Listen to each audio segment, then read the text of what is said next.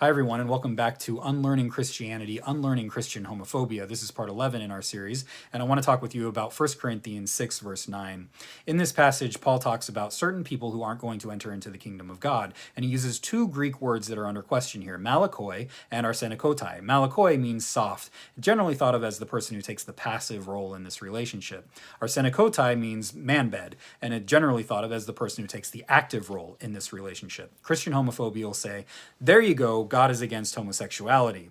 J. Paul Sampley is a New Testament scholar and Greek historian, and he says that if you don't understand Greek history, you might think this is against homosexuality. But if you do know Greek history, you will know that Paul is talking about heterosexual men married to women who keep slave boys in their house as sex objects. This is not about two men or two women living in a same-sex committed relationship. This is about sex, slavery, and rape.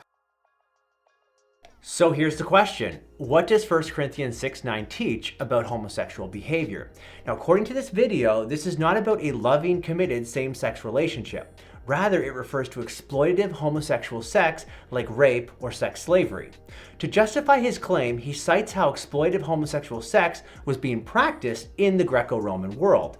Well, he's right about one thing. This kind of behavior was happening in Paul's day. But how does this prove that that's what Paul is talking about? Well, it doesn't, and here's why. First, Paul uses the word arsenikoite, which he coined by combining two Greek words, arsen meaning male and koite meaning bed or lie with. So arsenikoite literally means men who lie with a male.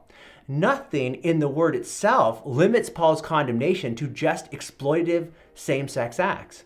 Second, the word arsenikoite has an important background context. The Greek words arsen and koite appear together in only two Greek Old Testament verses, Leviticus 18:22 and Leviticus 20:13. And these two verses seem to universally prohibit homosexual behavior, not just exploitative sex.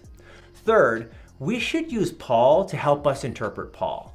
Paul knew about mutual, non-exploitative same-sex relationships. How do we know? In Romans 1, in addition to describing lesbianism, which wasn't exploitative, Paul describes homosexuality as men burning in their passion for one another.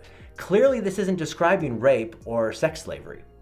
In Making Sense of Sex, William Loader, who's probably the most prominent expert on ancient views of sexuality and is himself gay-affirming, says nothing indicates that Paul is exempting some same-sex intercourse as acceptable.